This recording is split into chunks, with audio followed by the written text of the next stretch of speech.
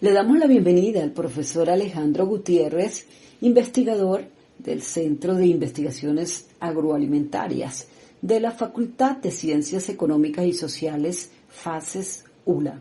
Profesor Alejandro, el 16 de octubre se conmemora el Día Mundial de la Alimentación y la Organización de las Naciones Unidas para la Agricultura y la Alimentación, FAO, como objetivo disminuir el hambre en el mundo, propósito que también busca la Agenda 2030 con su meta de hambre cero. Pero ¿cómo podría esto ser posible en Venezuela si hay crisis alimentaria? Saludos a todos los radioescuchas. Sobre la pregunta si hay crisis alimentaria en Venezuela, sin duda alguna te respondo que sí. Hay crisis alimentaria porque hay inseguridad alimentaria y nutricional para un porcentaje elevado de la población. Y esa situación no es nueva, solo que se viene agravando, sobre todo desde el año 2014 para acá, después que pasaron los años de la bonanza petrolera.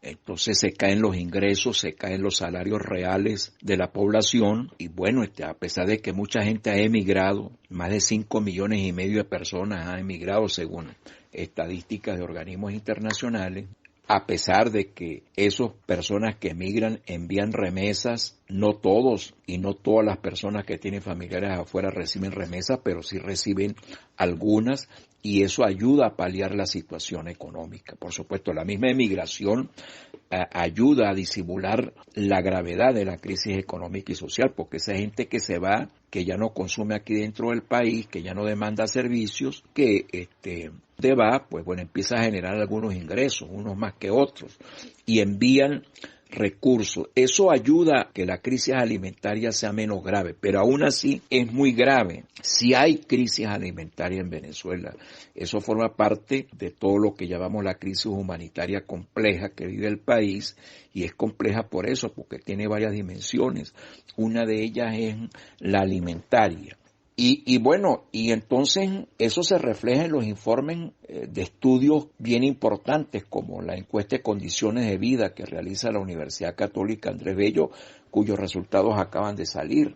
Según la encuesta de condiciones de vida, 76,6% de la población está en pobreza extrema. Un hogar que esté en pobreza extrema, de acuerdo con el método de línea de pobreza monetaria, es un hogar que tiene ingresos por debajo de lo que le costaría adquirir una canasta ideal que le serviría para satisfacer sus requerimientos energéticos y nutricionales. Entonces, podríamos decir en principio que ese 76,6% de hogares pobres son candidatos a estar en situación de inseguridad alimentaria. Profesor Alejandro, el lema del Día Mundial de la Alimentación para este año 2021 es alimentos seguros ahora para un futuro saludable. Pero nos preguntamos, ¿están consumiendo los venezolanos los alimentos con las respectivas cargas proteicas que requiere el individuo para una vida saludable? Están las estadísticas de la FAO, la Organización Mundial de la Agricultura y la Alimentación de Naciones Unidas, que acaba de publicar su informe del año 2021 con estadísticas del año 2020. El año 2020 debemos entender que fue un año de hueco de la crisis, bueno, por todos los efectos que tuvo la pandemia, además de que ya estaba muy mal, el país andaba muy mal, su economía andaba muy mal, la pobreza está aumentando, la desigualdad, etcétera. Bueno, viene la pandemia y la pandemia significa que se cierra la gran parte de la actividad económica y eso significa que se pierden empleos, significa que muy pocas personas pueden trabajar desde su casa porque están educados y capacitados, es decir, se reducen los ingresos de los hogares, ¿no? Eso no quiere decir que no hay una pequeña porción de la población que reciba muchos ingresos o que esté viviendo en una burbuja, por supuesto que sí. Pero 2020 es un año de crisis. Entonces, ¿qué nos dice la FAO? La FAO nos dice que entre 2018 y 2020 el promedio de población subalimentada fue del 27,4%. Eso en Venezuela. Para que tengan una idea, piensen que en América Latina y el Caribe el porcentaje de población subalimentada fue apenas el 7,7%. ¿Qué es población subalimentada? Es aquella población que no está ingiriendo una cantidad suficiente de energía alimentaria, de calorías persona por día, de acuerdo con las exigencias de los respectivos institutos nacionales de nutrición de cada país. Entonces, vean ustedes, Venezuela tiene prácticamente casi 4 veces el porcentaje de población subalimentada que tiene América Latina y el Caribe. Y eso en términos poblacionales, aún con la disminución de la población que ha habido en Venezuela, significa que casi 8 millones de personas están en esa situación de subalimentación. Es decir, que no ingieren las calorías, la energía alimentaria que requieren diariamente. Profesor, ¿puede hablarnos sobre los resultados de los últimos monitoreos que vienen realizando desde el Centro de Investigaciones Agroalimentarias de la Facultad de Ciencias Económicas y Sociales de la ULA? La Red Agroalimentaria de Venezuela viene realizando desde hace 2 años un monitoreo sobre la situación socioalimentaria de pequeñas poblaciones. Tenemos informantes calificados en 86 pequeñas del país. La Alimentaria de Venezuela hace esa investigación en eso que los analistas y estudiosos llaman la Venezuela profunda, poblaciones pequeñas. Yo estoy coordinando lo que tiene que ver con la región Andes Sur del Lago, ¿no? Y por supuesto que hacemos ese monitoreo. ¿Y qué encontramos? Bueno, encontramos primero mucho pesimismo de la población. En general, todas nuestras mediciones han mostrado que la gente considera que el año 2021 es peor que el año anterior. Pero eso realmente lo que refleja es un pesimismo. Encontramos que la gente no está regresando al país. Es decir, que se paró eso que sucedió en el año 2020, a mediados de año, que alguna gente empezó a regresar cuando perdió sus empleos por la crisis económica que generó la pandemia en otros países. ¿Qué encontramos? Bueno, encontramos en materia productiva algunas cosas positivas, por ejemplo, como el desarrollo de la raza bufalina, de la producción de leche y carne de búfalo que se ha extendido en el país, pero en el cual el sur del lago de Maracaibo y la parte que corresponde al sur del lago del estado Mérida, afianzado, pues se ha adaptado muy bien a nuestras condiciones y allí hay una producción de leche y de carne que yo considero que es creciente, ¿no? No sucede lo mismo con la producción de leche de vaca, pero la raza bufalina, allí hay una esperanza pues para el país, evidentemente, aún en medio de esta circunstancia difícil. Encontramos, por supuesto, dificultades para producir alimentos.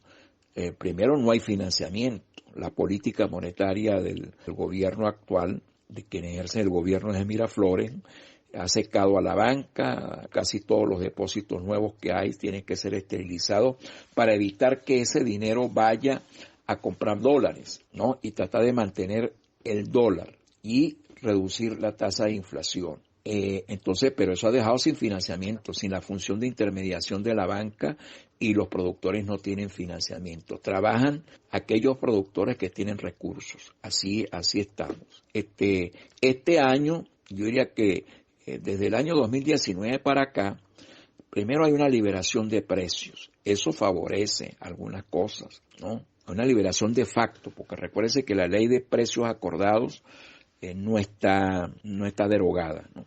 Pero el gobierno se hace de la vista gorda y no hay control de precios, y eso estimula la producción de algunos rubros. Por ejemplo, está reapareciendo la producción de café, que tiene un precio controlado. Ahora no lo tiene. Además, el problema de financiamiento obstaculiza mucho la producción, la escasez de gasolina y de diésel para la maquinaria agrícola, para movilizar las mercancías. Recuerden que esas gandolas se mueven con diésel y no hay. Y eso está afectando mucho la producción y la comercialización de alimentos y la producción de la industria de alimentos. Recuérdense que nosotros en el sur del lago de Maracaibo tenemos un desarrollo agroindustrial importante, algunas industrias que necesitan diésel para realizar sus operaciones. Entonces, esa es la situación. Yo diría que 2021 va a ser un año de estabilización de la producción agrícola. Eso es una apreciación muy personal mía. o de un ligero crecimiento, por ejemplo, en el caso de los cereales, porque otro factor positivo es que con esta liberación de facto de precios y facilidades para importar, el que tenga dólares puede importar insumos. Entonces la escasez de insumos se acabó, pero solamente lo pueden comprar, al igual que los alimentos, los que tienen dólares, los que tienen poder adquisitivo. Y solamente los grandes productores que tienen recursos pueden comprar insumos. Insumos que en el caso nuestro vienen fundamentalmente desde Colombia, ¿no? Entonces, podría decir pues que no es buena la situación en 2021, la situación de la producción de alimentos, pero es mejor que la de 2020 y de los años anteriores. Eso es lo que me atrevo a decir por ahora. Eso no significa un salto importante, porque el país, la producción de alimentos ha caído más del 70% desde 2008 para acá, al igual que lo ha hecho la producción total del país. Entonces, cualquier mejoría pequeña se siente, porque es que somos un país ahora, es como una torta que le quitaron el tamaño se le redujo en 3/4 partes. Así es la economía del país. Y bueno, y eso ha sucedido también con la producción de alimentos, tanto al nivel de la agricultura como al nivel de la industria de alimentos, que también empieza a repuntar un poco este año. Pero no crean ustedes que es un salto espectacular. Y como investigador en esta materia, ¿qué propuestas realizaría para mejorar la producción agroalimentaria en el país? ¿Qué hacer para mejorar la producción agroalimentaria nacional?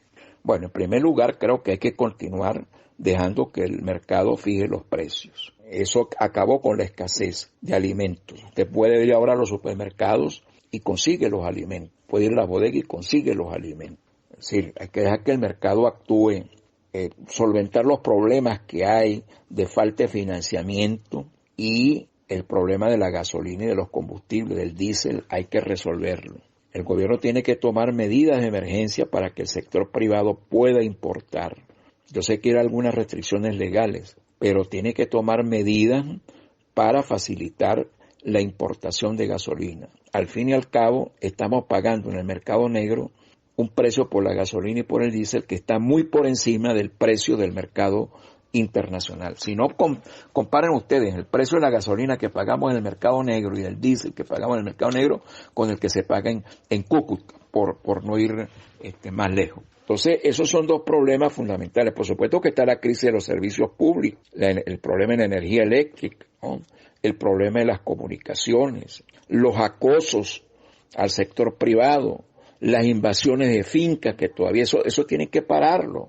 Yo no entiendo por qué quienes están en Miraflores, si quieren atraer inversiones, permiten que se sigan invadiendo fincas con su anuencia. Y eso sigue sucediendo. ¿Cómo van a traer capitales para el país? ¿Quién va a venir a invertir en un país donde no hay Estado de Derecho? Entonces, esas cosas en el corto plazo tienen que resolverse, ¿no?